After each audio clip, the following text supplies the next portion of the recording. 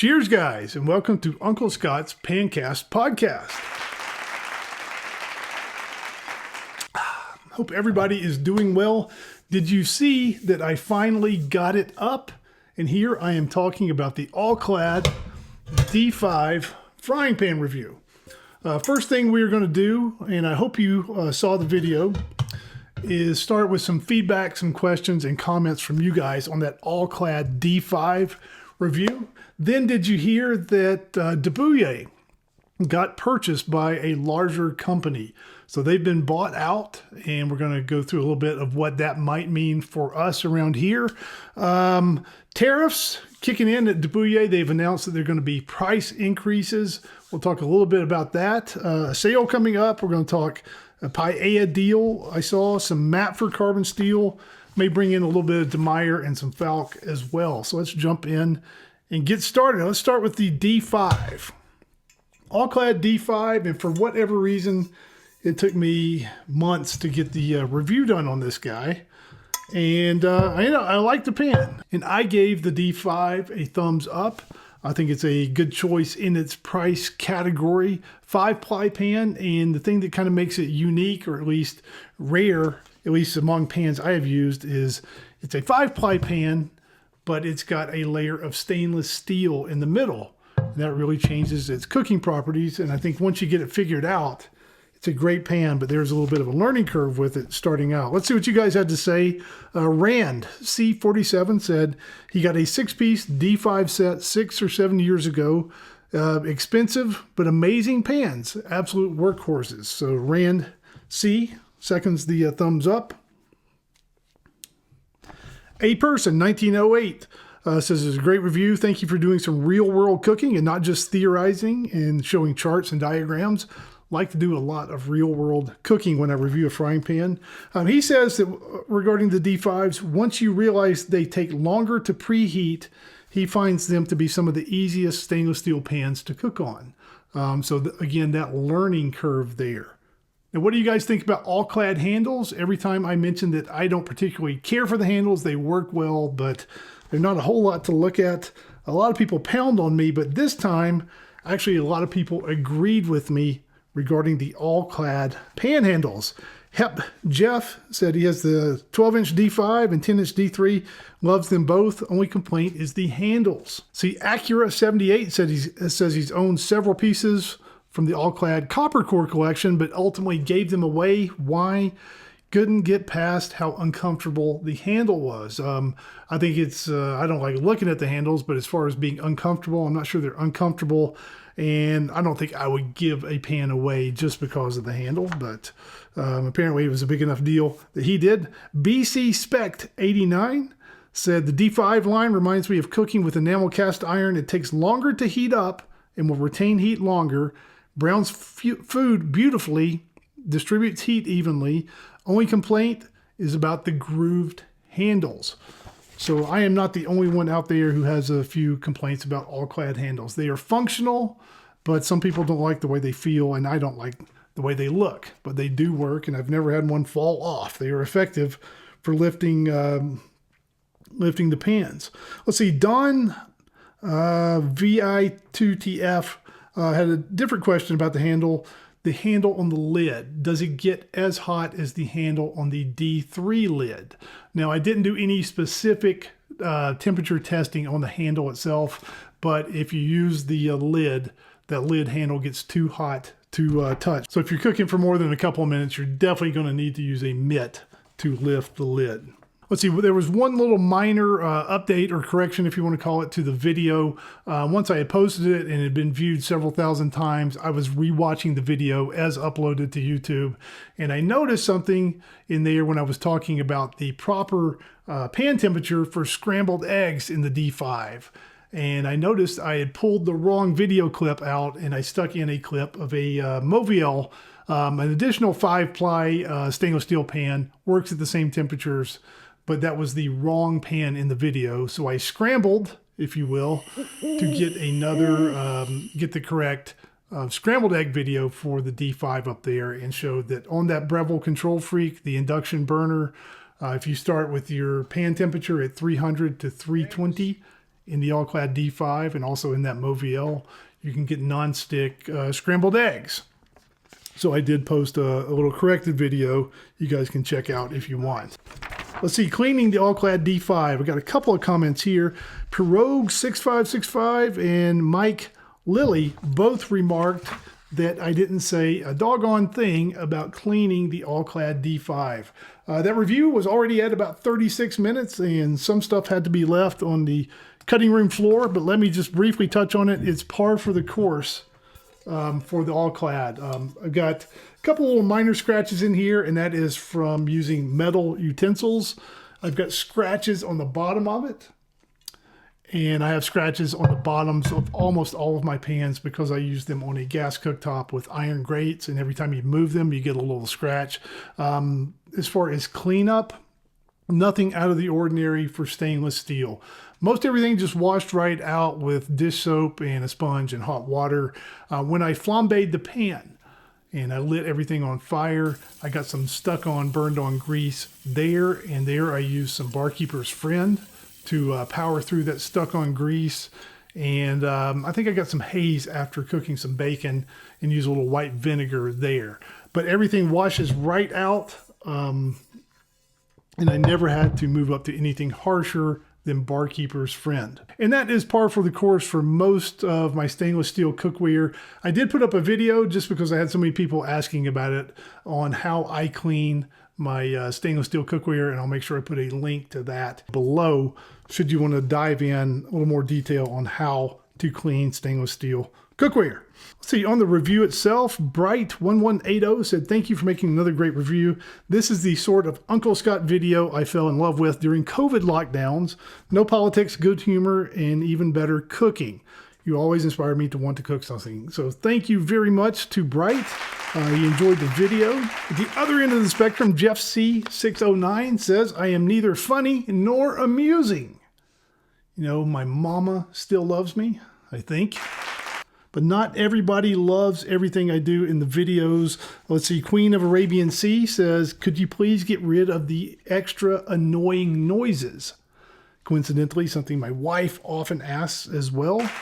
But I've found, and I know the humor doesn't always hit with everyone, but I'm just going to tell you, if you're going to talk to someone about a frying pan for 30 to 40 minutes in a video on YouTube, you got to do something to spice it up and keep it interesting and make it a little bit humorous beyond just regurgitating stats about frying pans. Anybody can do that. So I got to try to make it entertaining as well. Tsukimono1 from Japan wrote in. So thank you very much. And nice to hear from someone from Japan. He says he loves watching the videos over coffee on a Sunday morning, and it helps lower his blood pressure. And believe it or not, there's a little bit, not to get too long-winded here, but there's a little bit to that. If you see short videos these days and you get used to just flipping through videos every few seconds on your phone or clicking to a different video, we've all almost got internet ADD these days, and it's even on television. I watch America's Test Kitchen. I watch their TV show, and if you kind of analyze it, if the camera is going to be on a person and they're talking for more than a couple of seconds, the camera will move. If they're showing cooking, the view changes every 4 seconds or so. So even when we're watching TV, I think our brains get habituated to this fast-paced, rapid change. And sometimes I kind of find it, I don't know, tiring or what the exact right word would be. So sometimes in my long form review videos, I make an effort to be a little bit slower, a little bit calmer, not quite as many cuts. And some people do appreciate that. I heard from one guy one time, he said he found my videos calming and he would rewatch them before he goes to sleep. And that is in no way disturbing at all.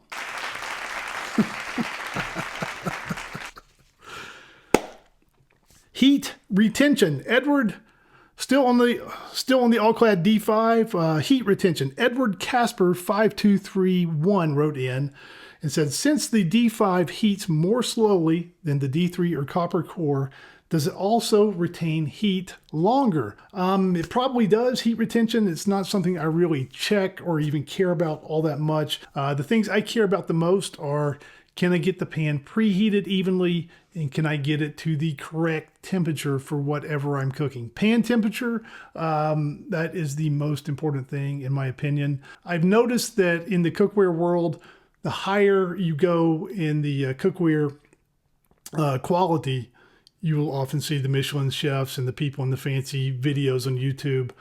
Those guys use copper. And I prefer the copper. It's more responsive, but it does not retain heat anywhere near like something like a cast iron might, for example. Let's see, James Dillman, 6811, wrote in, said he has several All-Clad pieces. He likes the D3. He's also got a D5. He likes them, but he also asked why I don't do much coverage of made-in cookware. He's a dedicated All-Clad guy, but wants to know, why do I not cover made in? Now, when it comes to made in, I don't want to get myself in any trouble here, but what I have found, in my opinion, is that they are moderately okay pieces of cookware with a ton of marketing behind them. And I reviewed the made in carbon steel pan a few years ago. And what I came to realize, and no one has confirmed this to me officially, but they marketed that pan as made in France.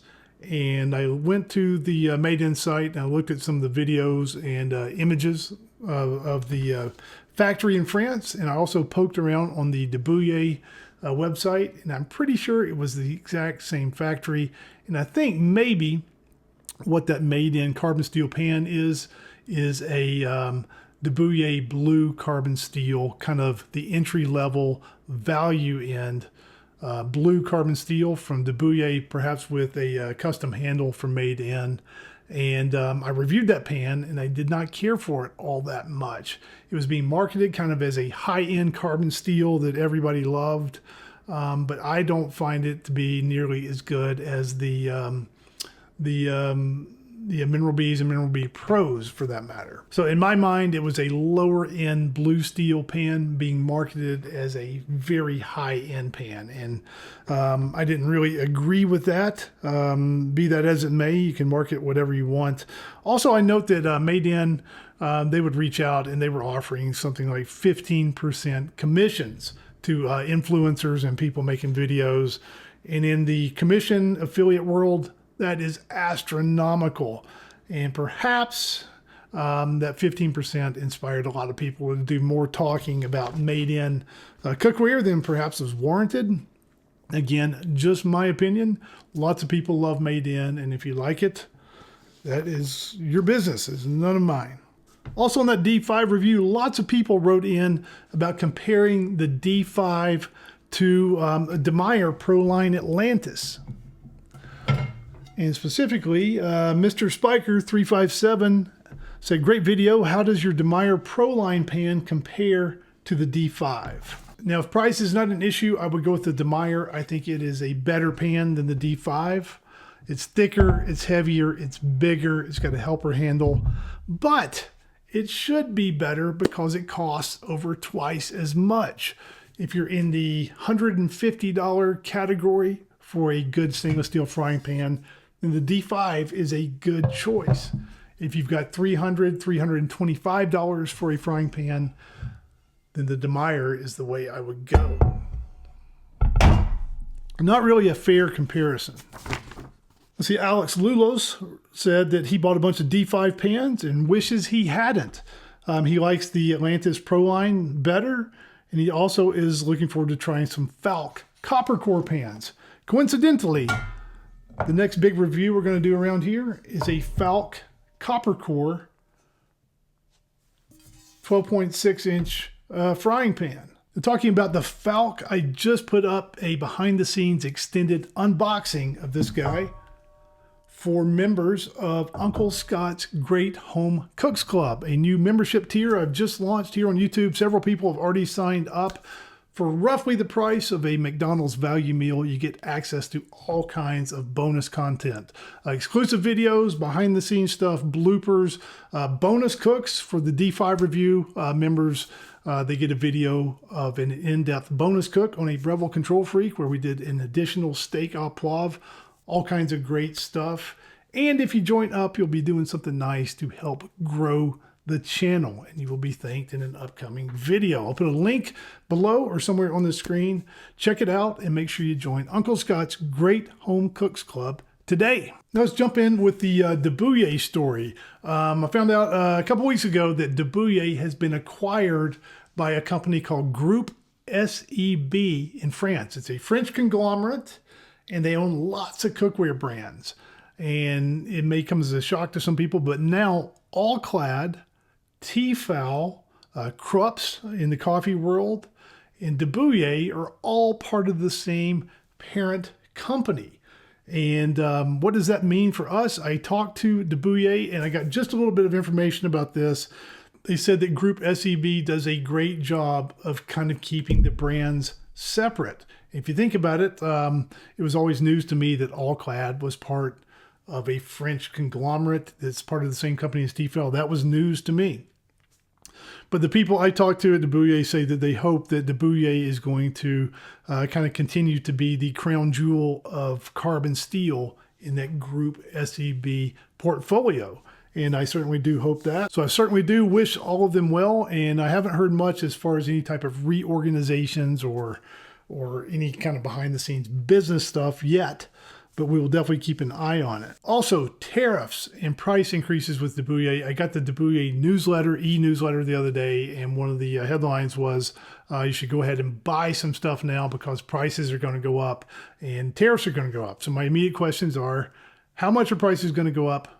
When are they going to go up? I got in touch with them, and I don't know to the penny exactly what's going to happen, but they said that prices are expected to go up sometime this week. I checked this morning. It has not happened yet. I usually check two different pans, the big 12.5-inch Demeyere Mineral B Pro carbon steel. That's the one I started with. It's been 5-6 years ago. I think it was $120 when I started. And then about 2 years later, it went up to $140. And then a year or so later, it went up to $145, which is where it's been for the last year or two. I would expect a normal price increase soon anyway, just due to inflation. And it's been a year or two since they increased prices. And it's not going to be the full 25% of the tariffs. I would expect something in the neighborhood of half of that as far as a price increase. This is going to be mitigated. Do we pay retail around here? We do not. We get a list of everything we want, and then we wait. I think there's going to be a Memorial Day sale coming up. And also, I don't have all the details on that yet either.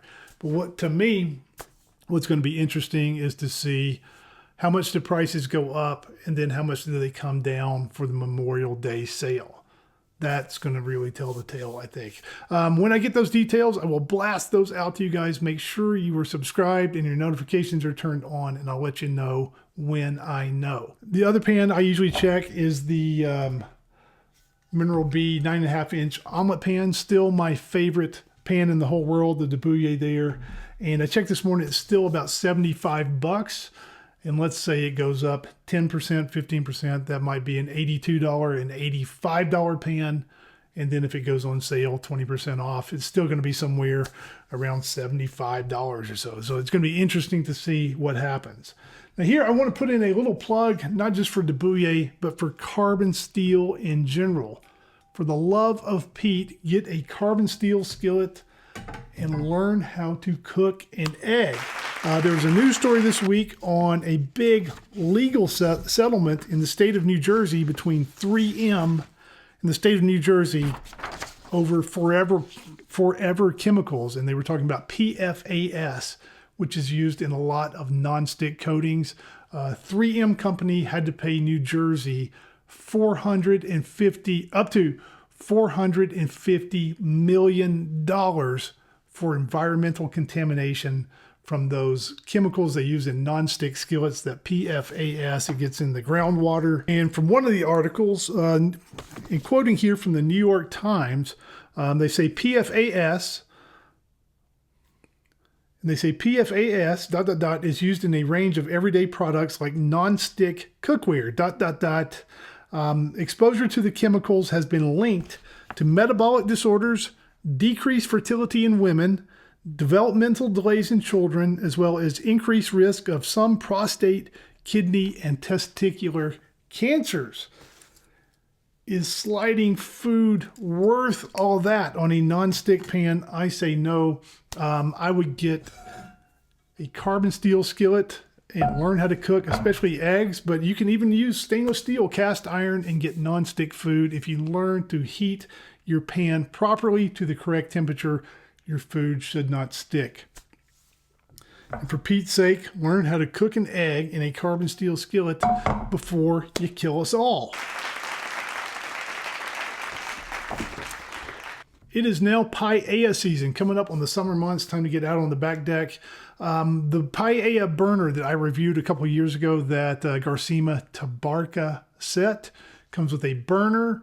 It comes with the stand and a carbon steel paella pan. That is now 45% off, a deal I saw, and I'll put a link to that below. If you're looking for a new hobby, I know lots of us grill and we smoke and we cook on our back decks. Adding a paella burner, it gives you a new skill to learn, and it's fun, and it produces delicious paella. Jump on one of those while they are 45% off if you have any interest in learning paella. Let's talk a little bit about Matfer carbon steel seasoning. Joe Narby wrote in, and he said, why does Matfer recommend using salt, potato peels, and oil to season their carbon steel skillets? And what he's asking about is the Matfer method for initial seasoning of carbon steel pans. And this has always caused a little bit of confusion. And part of that is my fault. Now, when you get a new Matfer carbon steel skillet, they come with a coating. And Matfer recommended scrubbing that coating off of there and then sauteing the peels of 2 potatoes along with salt and oil for 12 to 15 minutes, wiping the pan out, and then repeating that process. Turns out that is specific only to Matfer carbon steel pans. Back in the day, when I first started covering carbon steel, my first pan was a Matfer, and that's the way I seasoned that pan, and I started seasoning all of my pans like that. Turns out you didn't have to do that, so probably for the first year, I was telling everyone to season their carbon steel pans using that Matfer method. Now, you can do it, and it works fine. It works fantastically, actually. But really, you only have to do it if you have a Matfer pan. So that is Matfer only, unless you just want to do it. Now, I asked Matfer one time, why do you use that method? And you know what they said? They didn't know. And I guess it's tradition. The best guesses here are that Matfer uses a different coating to protect the pans in shipping.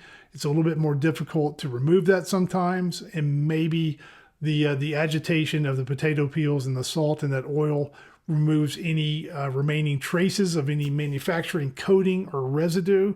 I've also heard people say that maybe the salt is very slightly abrasive. It may put some micro scratches in the pan, and maybe that gives the seasoning something to grip to. But as far as one specific reason why it has to be done that way for a Matfer pan, I don't think anybody knows. Maybe it's just an old school French tradition, but that is what they recommend. And even Matfer, when I asked, did not know themselves. Let's see, Mike Gordon, 8178, wrote in about carbon steel. He says, if you have a warped spinner pan, you can, quote, oil can it by putting it upside down on a carpet and stomping on it seriously. I don't know if he's talking about the comment being serious or stomping on it seriously. And when I heard about stomping, it triggered a memory in my head. When I was little, I used to watch wrestling on Saturday afternoons. And I remember the old Mongolian stomper. And his move was he would get you down and then just stomp on your head. He was a thoroughly vicious man. But maybe if you've got a warped spinning carbon steel skillet, we can all channel our inner Mongolian stompers and stomp it back into shape. Let's see, RJ SE9OP wrote in about a Demeyere Mineral B crepe pan. Not the Pro model, which I actually have and reviewed. Great crepe pan. He says he seasoned it and it turned partially blue as well as brown. I think your pan is probably fine. You probably just went a little too far with the seasoning. Maybe got it too hot. Maybe burned the oil all the way off and heated that pan to where it was blued. And you can look up on Google or the internet or AI and ask it about bluing carbon steel and what actually happens there. But it's a high heat treatment, and I think you gave your pan a high heat treatment at home, but it should be fine. Pan scratches. Petro Feliciati 874 wrote in and said he bought a Demeyere 28 centimeter affinity pan. When he used it for the first time, his heart bled seeing the scratches on the bottom of the pan. He says it's like ruining a piece of art. And here, this is true. But let's remember, around here, we love our pans and we take great care of them, but they are means to an end. They are tools to produce us delicious food. And even though it may hurt to see a few scratches on our pans, let's remember what they're here for and fix something delicious to eat. And that's what it's all about. Give a shout out here to Hack and Slack for an egg cracking tip.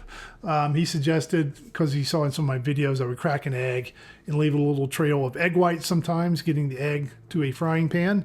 He says to crack eggs on a paper towel, and I tried it, and it's working pretty well. Just being a little bit of a kitchen germaphobe, I still end up wiping the counter down anyway, even though I've cracked the egg on a paper towel. And I note I've been buying some of the fancier eggs recently. And if I get the Vital Farms or some of the snootier organic Eggland's Best, for example, versus kind of the value eggs, the snootier eggs definitely have thicker shells, and you can definitely tell a difference when you're cracking them. They're a little bit tougher egg to crack than the cheaper eggs. Okay, links to everything relevant will be in the description of the video below. Make sure you check out Uncle Scott's Great Home Cooks Club when you get a chance. Thank you for watching. We'll see you again next time on Uncle Scott's Pancast.